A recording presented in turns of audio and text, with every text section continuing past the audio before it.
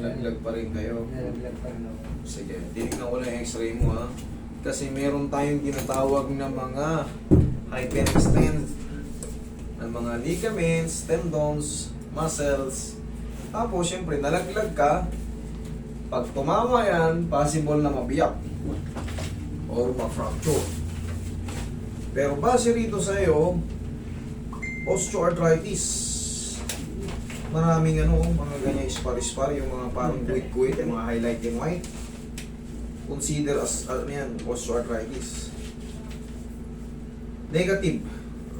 Pagka talaga, wala ka talaga pagka yung x-ray lang na negative study, wala nang impression, wala nang nakalagay. Walang no fracture, walang nakalagay Bigo.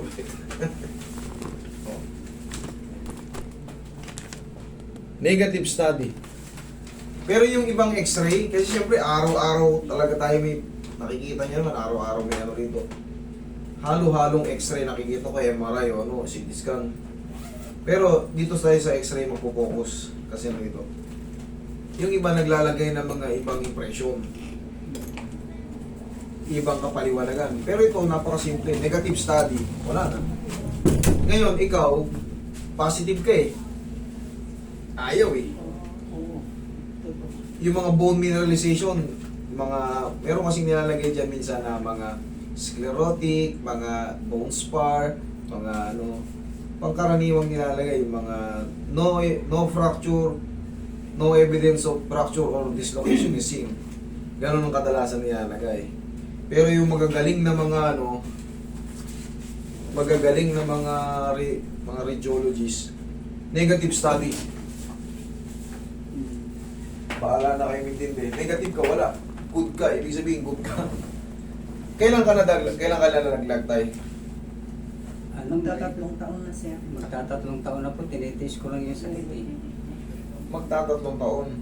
Okay. Sa totoo lang, pumunta pa kami ng Pangasinan. Kung kilala niyo si... Ito mismo na sakit. Totoong mataas hindi, totoong mataas talaga siya Manil. Totoong mataas ito. Ito galing sa ito. O yung mga pants mo. Sa bagay, kanya-kanyang pants yan O kanya-kanyang yan Lumalim yung dito niya, sir. Kita mo. Alam niyo kung bakit? Hindi ito lumalim. Ang tawag dyan, naglo-lose power ng muscle. Nawawala yung muscle. Kaya, magkaiba kasi kami ng knowledge about sa mga ganitong explanation. Sabi ni ma'am, ito, video mo ito. Ito, lumalim. Ang tawag dyan, infraspinatus muscle. Tsaka subcapularis and teres minor. Ito naman sa taas, yung supraspinatus. Ngayon ang nangyari, sabi ni ma'am, lumalim yung muscle dyan, master. Hindi po yan lumalim. Mukhang lumalim. Ang totoo dyan, yung muscle hindi na nagde-develop because masakit nga nasasaktan ni si sir. Ang ginagawa niya, hindi siya dyan pumupuwersa. Ang pumupuwersa siya dito sa malakas. Ayun ang ginagawa niya. So ngayon, pagka ang muscle mo, hindi na-flex or hindi nagkakaroon, di ba pag nag-gym, pinupuwersa, lalaki siya. Pero ito, iniiwasan ni sir, sa loob ng 3 taon, ngayon, 3 taon, masakit nga raw yung dito niyan. So pag puwersa mo yan, sasakit yung buong palibot ng ng shoulder mo. So paano mo pupuwersahin? Ngayon, matutuyo ngayon yung muscle. Which is, ito na yung nakikita natin, lumulubog na. Sabi nga ni mami, ang lalim na. Pero makakabalik yan. Paano makakabalik? Tuturuan ko siya magpo-push up. Pero, hindi yung intense. Sa kama lang. Ganto lang. Mga simpleng ganyan lang. Kasi may edad na si sir. Hindi rin pwede yung mga super na push up. Sa kama lang, nakahiga ka, nakadapa ka. Tapos, kahit pa paano, dumbbell na 1 kilo. Kasi tuyo na Nakakaba nyo, yung buto na, diretso na ka. Kasi nga, yung mga muscle, sa loob ba naman ng 3 taon na kinikis niya. Pero si sir naman, ang in fairness, nagpapagamot naman sila. Galing nga sila ron kay Sorry, sikat talaga yon. Banggitin ko lang yung lugar, alam nyo na Pero syempre, meron akong kinukontra ron sa kanila, hindi naman sa Ang gusto ko lang mangyari, wag mong dayain yung mga tao kung hindi mo kaya. Tanggihan mo. Wag mong dayain, lagyan mo ng tali. Isang linggo nang nakaganon. Totoo, sir. Isang linggo na nakaganon. Dapat bitawan mo para malaman kung nakadislocate pa ba o hindi. Kasi meron tayong tinatawag na mga ligaments na napupunit. Hindi lang dislocation. Yun ang pinagkaiba ng may alam sa anatomy at walang alam sa anatomy. Totoo, marunong yan mag-adjust, magaling mag-adjust. Siyempre, lahat na kami marunong mag-adjust. Ang problema, ang kailangan, may papaliwanag sa tao para hindi rin ay kawawa. Kasi ang laki ng BMBIS, ang laki ng ibinabayad, ang laki ng sinisingit, tapos pag-uwi, tinanggal yung tali, yung pa rin. Ganun pa rin. Eh, yun na nga eh. Oh, ito galing sa'yo to. Yung mga, naiintindihan ko yung mga nangyayari. Sa mga followers, siyempre, marami naman siya talagang nagagamot. Ang sa akin doon, kailangan, pag hindi mo kaya, huwag mong singilin ng napakataas. At sabihin mo kung ano yung totoo. Kasi aangat mo eh. Bitawan mo para malaman. Okay, relax. Nakikilala siya. Hindi. Kayo, ay ano kayo eh.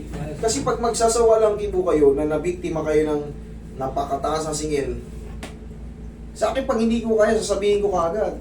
Tapos, walang bayad. Pagka hindi kaya, hindi yung bugbugin ka ng singil.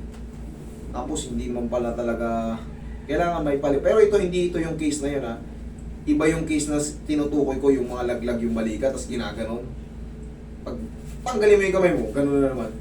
Hindi ito. Nangayayat yun dito ni Sir, pero may ibang problema si Sir dito. Relax lang.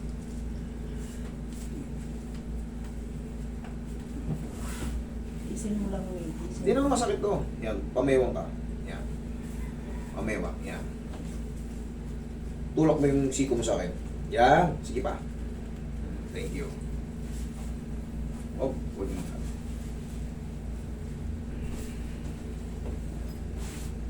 Okay, tapa. Papabalikin na. Pero mami, ito, hindi yan kaya ng isang push-up muscle na kagad. Hindi. Actually, 3 months ang ano yan. Parang self-therapy. Ang Yun. kinapapayatan niya, sir eh. Naramdaman nyo mo, tay? Opo. Ayun. Lumalagotok? O, yun. Pero kailangan pag lumagotok yun, hindi ka masasaktan. Yun ang kailangan maramdaman ng ano. Kasi babalik lang siya sa tamang posisyon. Yan, Carl.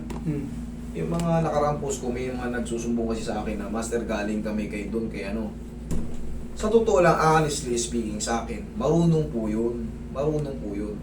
Ang kakulangan lang talaga nun, hindi niya sinasabi, hindi ko alam kung hindi niya talaga alam, hindi niya sinasabi sa tao na hindi ganun yung kaso mo, na hindi siya dislocate, or hindi niya alam yung mga, baka hindi niya alam yung mga tear, or yung mga rupture, baka yun ang hindi niya alam, kaya dinadaya niya, yun ang pangit.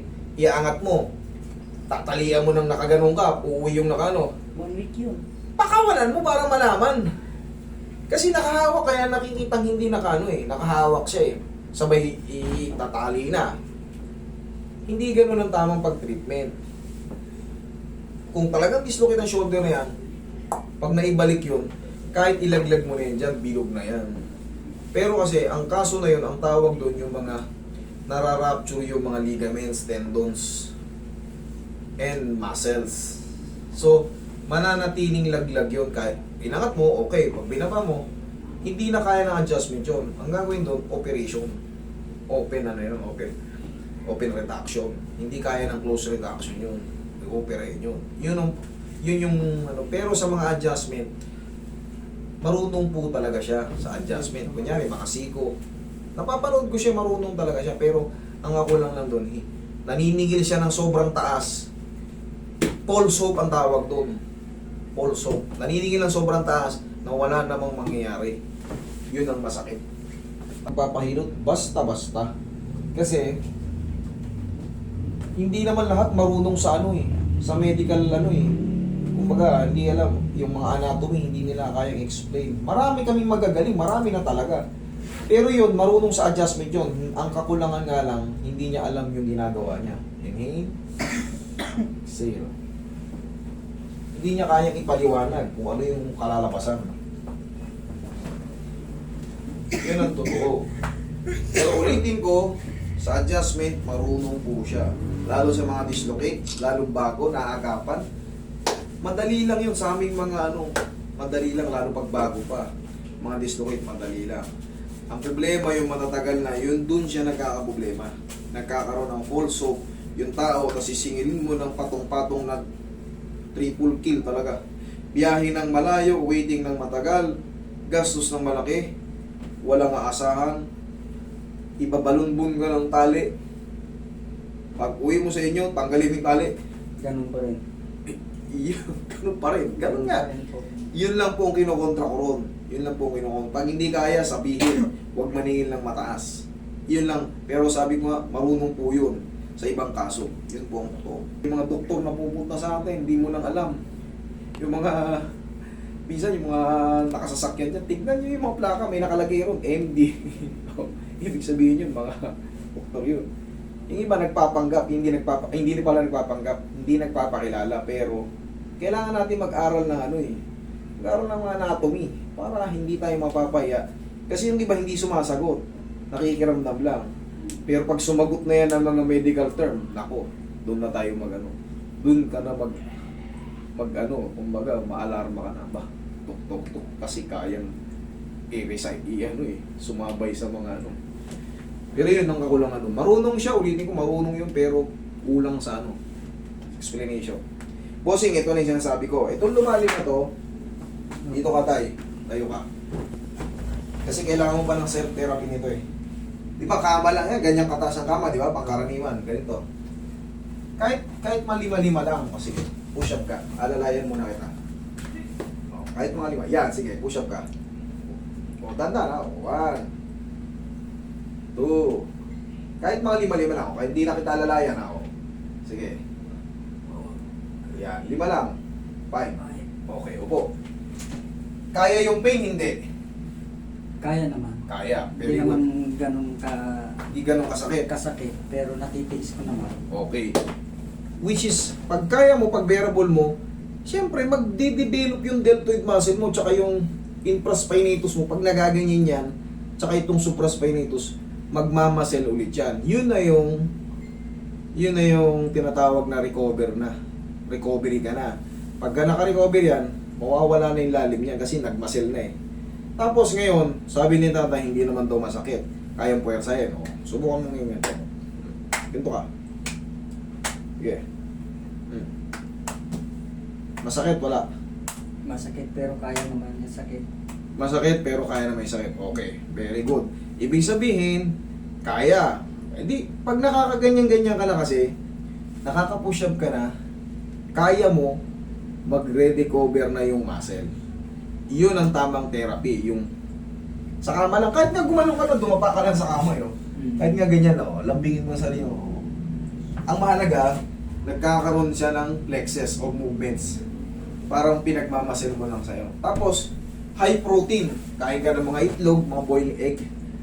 Pagka kumakain ka ng high protein tapos exercise, mas mabilis kang magmasel kasi protein ang kailangan ang pagkain ng mga muscle para magmasel.